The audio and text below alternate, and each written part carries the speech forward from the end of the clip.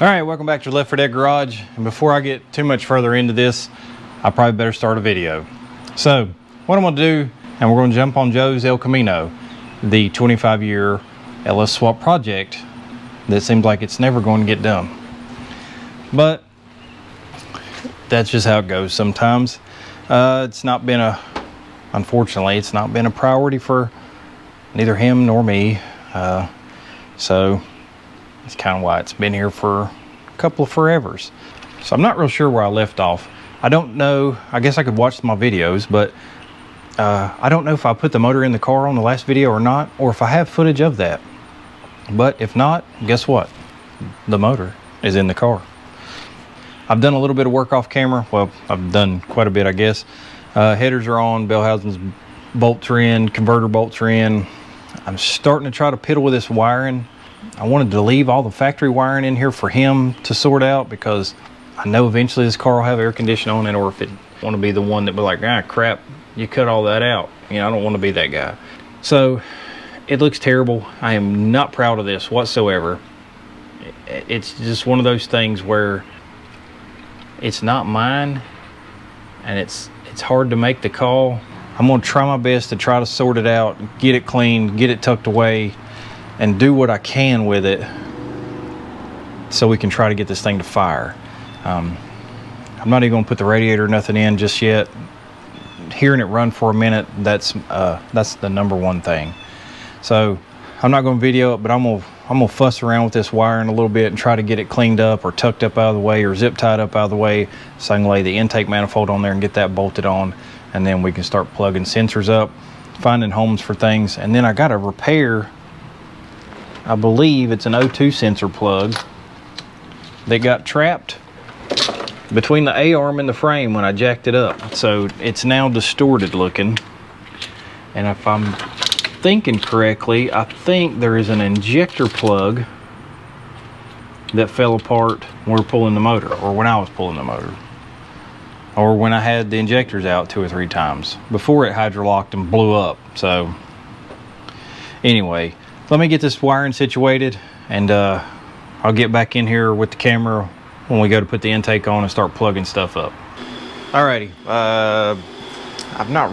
I've not been real thorough with the steps involved with where I'm at right now. I figured I would just do meat and potatoes, right? So I'm a little gun shy with the situation from last time, like why it was hanging injectors open, and which ultimately led to a hydrolock cylinder and an explosion that broke a rod and busted a block. So I've got everything is wired in.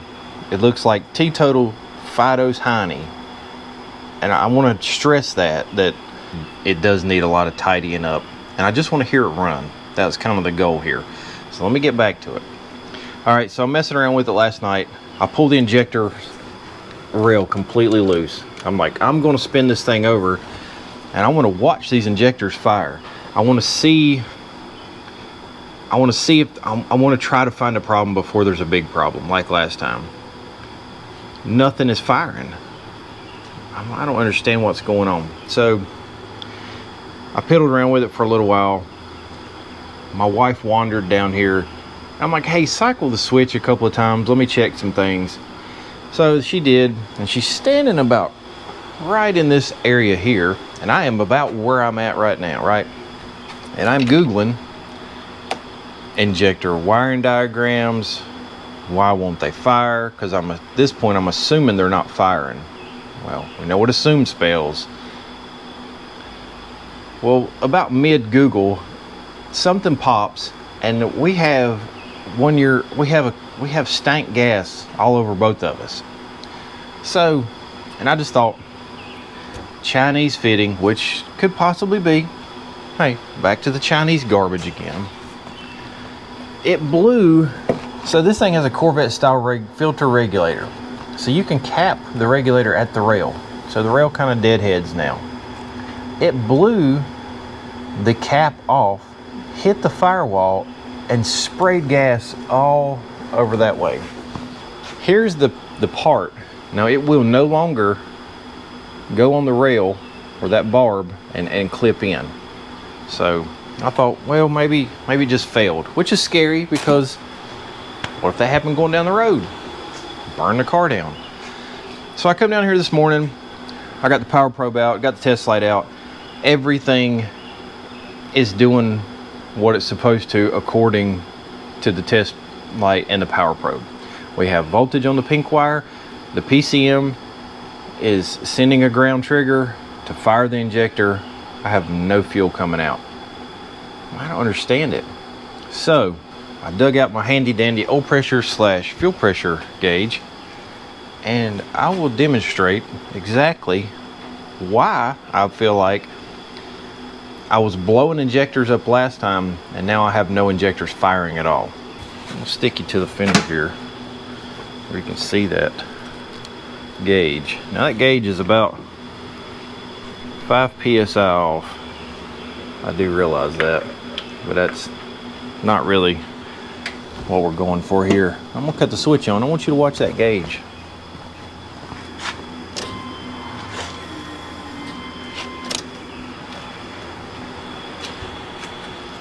So I don't know where that tops out at. I'm sure it's not good for the gauge at all. But we're probably looking, so it pegged somewhere around in here, which is probably around 120-30 psi fuel pressure.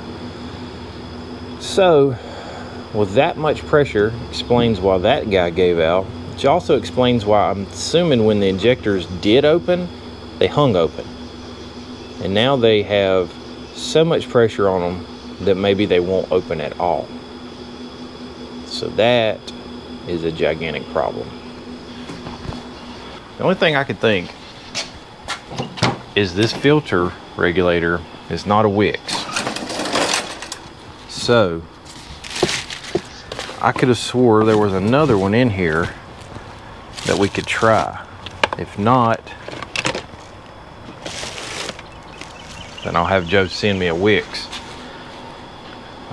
I just Amazon me a Wix. He's out of town, so just Amazon Prime it to me. So that's the only thing I can think could be the problem. I don't see one in there. Maybe it's in this box here. Yeah, there we go.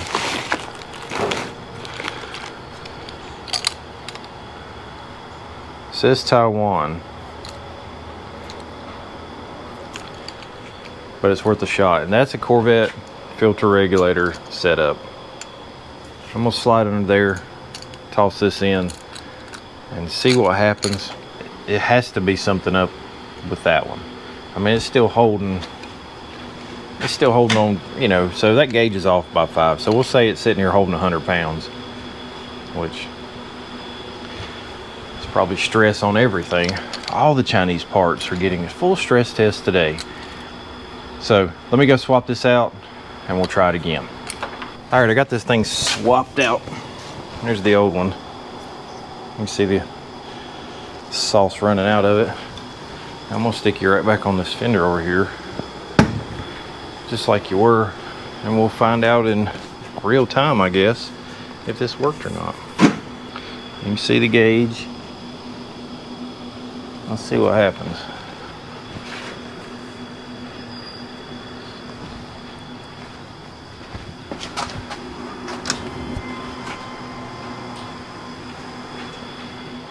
Let's cycle it again.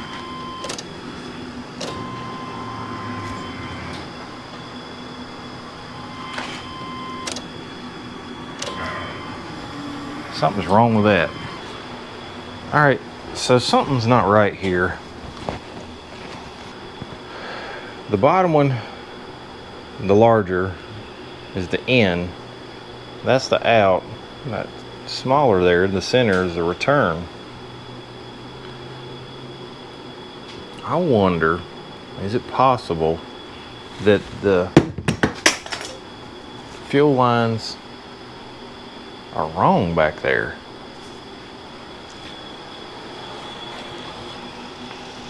Is that possible? The only bad thing is, now I got 100 psi on the line that I gotta bleed off.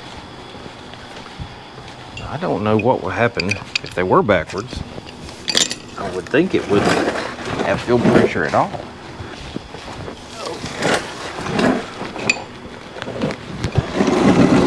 Well, if anything, flushing out the fuel system. All right. I remember doing this because Joe was under here. I cycled the key, or vice versa.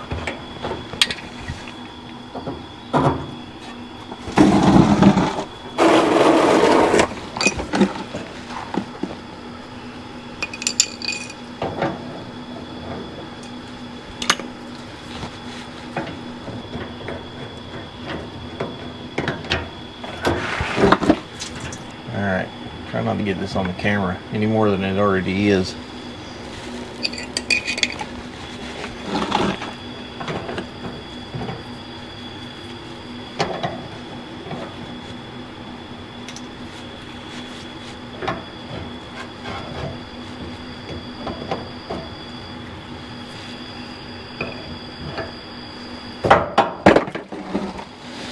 Yep, that bucket is a gasoline and engine oil that wrench just fell into, so I've probably got that on me too, considering it's on the bottom of this gas tank now. Alright, so I'm going to swap it to this one, and then we're going to swap this one to this one.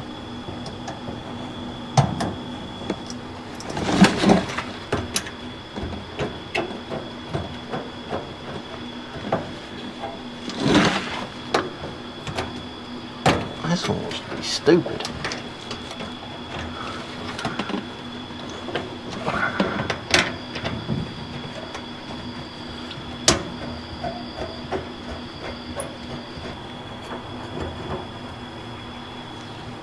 There's that one. All right, let's go up front here. Competition Products, your source for hardcore engine parts for street, strip, and oval track. Our free catalog is packed with hundreds of product lines from the best-known manufacturers in the performance industry. Lowest prices guaranteed. Free shipping and handling on all orders over $149 in the continental U.S. Need expert advice? Our knowledgeable staff is just a phone call away. Competition Product, race parts sold by racers since 1970. All right, let's see what happens with this.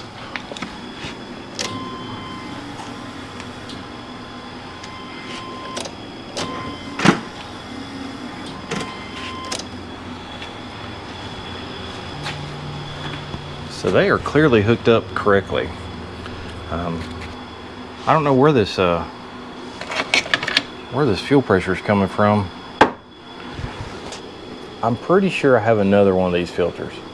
I have a Wix in the dually. It's a brand new one. Up there with my LS swap parts that I'm clearly never going to get around to. Maybe I should try that one. I don't know where this filter came from. It was used anyway. It already had fittings in it, some fittings. But maybe I'll go dig that out and try it. I need to swap these lines back around anyway, so I'll be halfway to swapping it out. So let me see what I can figure out. All right, not normally would I do this, but in this situation, well, it's not normal anyway. So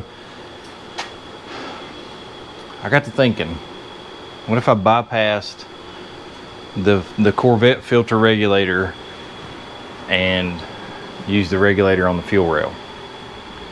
Well, luckily there was enough transmission line here. It's Gates. It's good for 400 psi that it would go from the fuel rail back to the tank, or back to the line for the return. So I've capped the fuel filter regulator, and I've run a hose from the rail all the way down on the ground here. I didn't cut it because I didn't want to cut it and waste it, because this wouldn't be something I would use anyway. So my return, my supply, we'll see what this gauge says by doing it this way.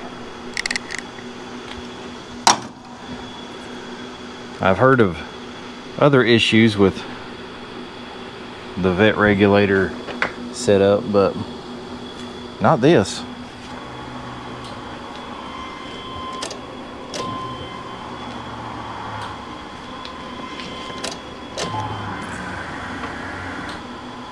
That looks promising.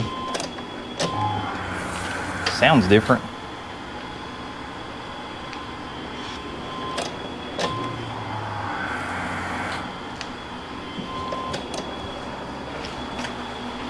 All right, so we got the 60 we need, and it's actually holding for the most part, so that's a good thing. I kept seeing it dip off, kind of scared me. All right, I'm gonna get this rail put back in here. Put the injectors back in, put the rail in, make sure I got everything for the most part, and let's see what time it is. 8:30. This neighborhood's ready to hear something run open header, so let me get this done and we'll make some noise. Hopefully we'll make some noise. All right, if I can get this thing to crack off, I'm not gonna run it long. So I got my bump switch here. Let's see what happens.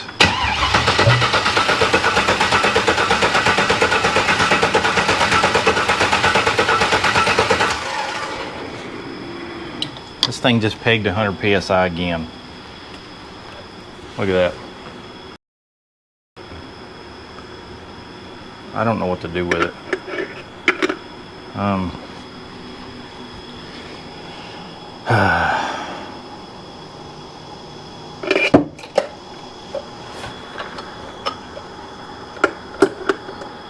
I wonder if it'll run off spray. Let's unhook the fuel pump. All right, here's fuel pump relay. It is no longer a part of the game. However, it does have 100 PSI, or it's falling off. Let's see what it does. I don't have a bump switch now. All right, let's make sure ignition should be on.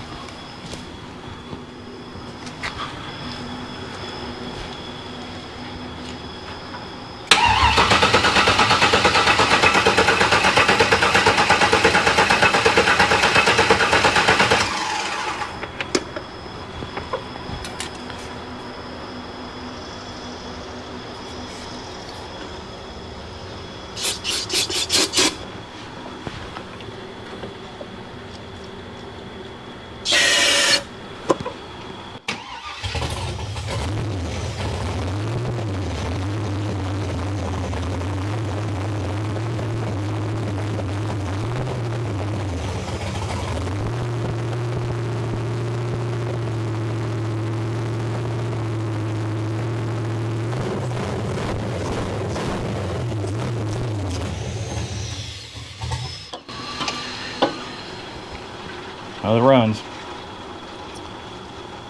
Now I need to figure out the fuel system, so I'm gonna figure that out and get back to you. All right, camera's trying to die. Go figure. Talked to Joe, he got the Googling, and I was still switching stuff around.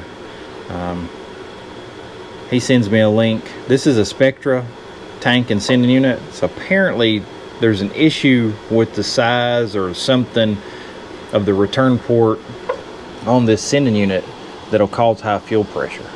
So what I did was I ran the return hose to the filler neck. I've cycled this switch a dozen times. 65 PSI is the most I've seen it. Something still tells me that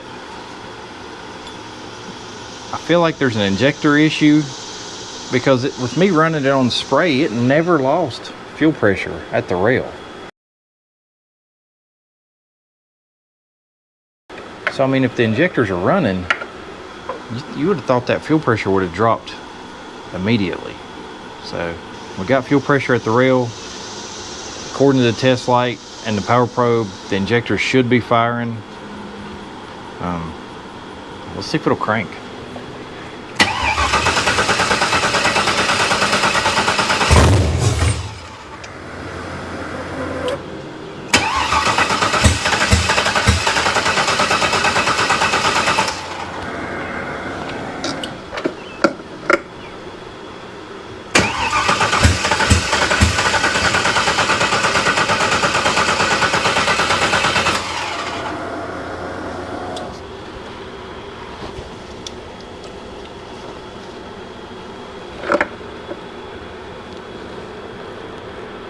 I feel like it should run.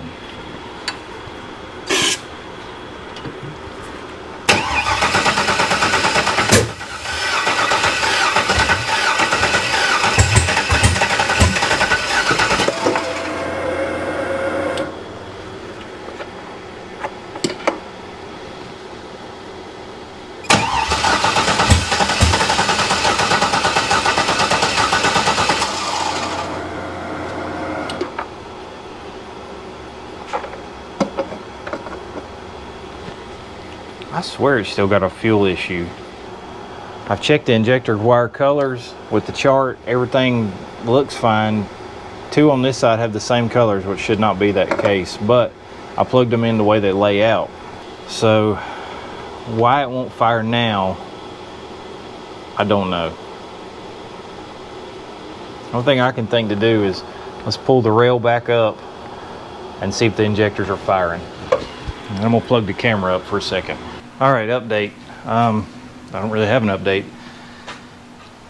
So I got the injectors to fire. I might have covered this, so I'll have to just edit it if I did.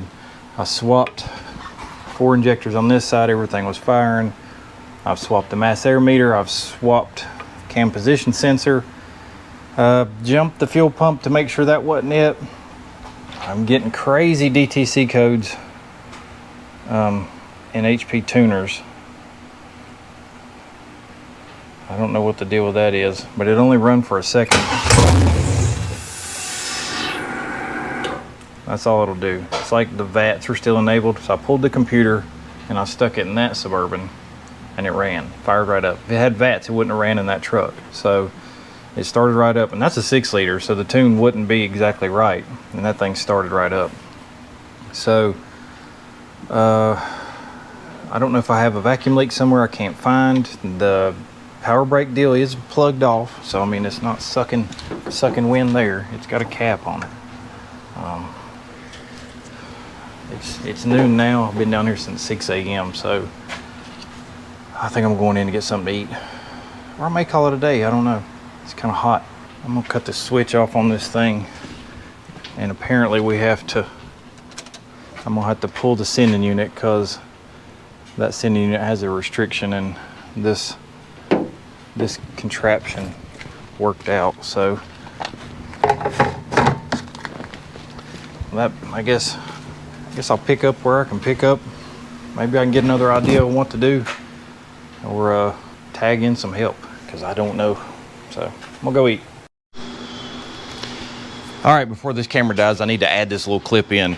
So during this video, it just all of a sudden magically runs, and runs pretty well. The reason it did that is because I gave up on that harness. It just seemed like it was all over the map. I couldn't figure it out. I know the fuel system was crazy, but even running on spray, it should have fired right up on spray. So took a chance. It was a cheap chance. That's why I went this route, and I could get it in like a day. So there's the old harness. I bought another Amazon harness. I'm just gonna try it. It's like $94 or whatever, like $100 shipped. So I was like, I'll gamble on $100. So there's the old harness. There's obviously the new harness. The car is not where it was in the frame, so I won't go into that detail, but I just felt like I needed to add that in there because all of a sudden the car just ran. And the reason it does this, the reason this is not on camera, because I forgot to hit record, and I thought I was recording for a good 15 minutes. And there was even a tree that fell right behind the Connex, and I thought maybe I got that on camera too, but that's why it magically ran. All right, well, I get to try this again because apparently I didn't hit record when I started this thing. Bad thing is, I also wasn't recording when the tree fell behind the shop just now, so I thought I got live action, but I did not. So I'm gonna crank this thing again. I ran it for a second.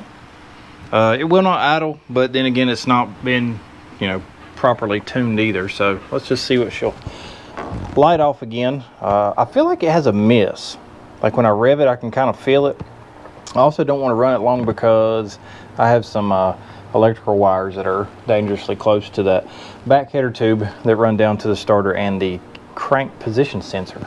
So I have to be very mindful of that, and probably O2 wire. So we'll just run it for a second, just enough to show you that it does run.